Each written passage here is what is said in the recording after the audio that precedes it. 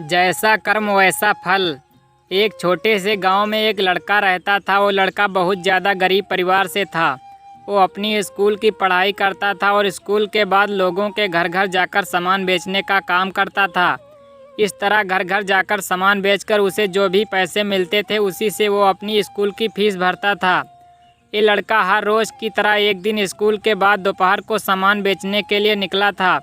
उसे बहुत जोर की भूख लगी थी। उसने ये तय किया था कि मैं अब जो भी घर पे जाऊंगा और सामान बेचूंगा उस घर से पैसे नहीं खाना मांग लूंगा। वो एक घर के पास जाता है और बाहर से दरवाज़ा खटखटाता है।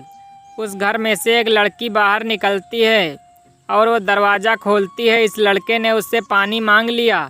लड़की ने देखा कि ये लड़का बहुत थका सा है। वो लड़की अंदर जाती है और सोचती है कि ये लड़का बेचारा न जाने कब से इधर उधर सामान बेचता होगा, शायद उसे भूख लगी होगी। लड़की ये सब सोच रही थी और वो उसके लिए पानी की जगह पर दूध का गिलास लेकर उसे देती है। लड़का बहुत भूखा था इसलिए वो दूध पी लेता है और बहुत खुश हो जाता है। उसे लगता है कि इस दुनिया में अभी भी इंसानियत जिंदा है। लड़का भगवान का धन्यवाद मानता है। वो अब लड़की से पूछता है कि आपको मैं कितने पैसे दूं इस दूध के।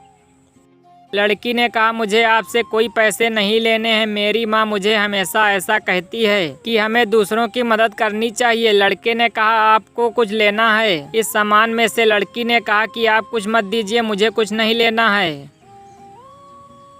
लड़के ने जाते हुए कहा कि मैं आपका दिल से धन्यवाद करना चाहता हूँ क्योंकि आपने मेरी मदद की। इतना बोलते हुए वो लड़का वहाँ से चला जाता है।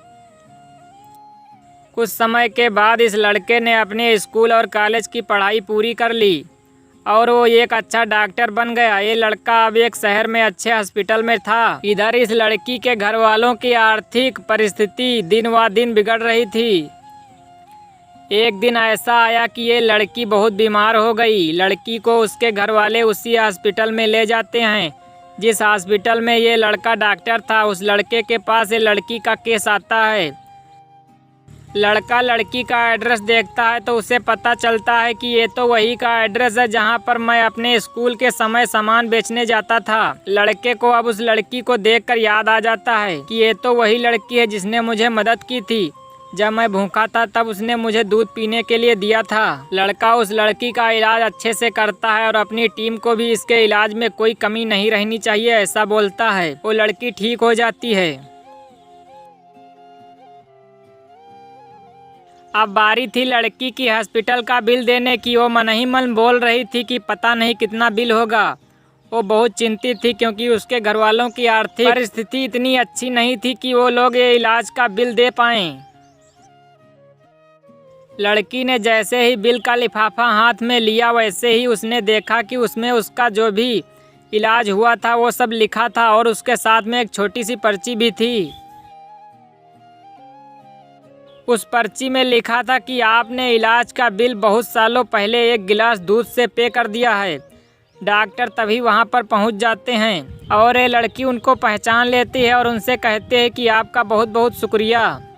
अगर आप कुछ अच्छा करते हो तो अच्छाई आपके पास घूम कर जरूर आएगी। हमें अक्सर हमारे कर्म के हिसाब से ही फल मिलते हैं। जैसा हमारा कर्म होता है वैसा ही हमें कर्म का फल मिलता है।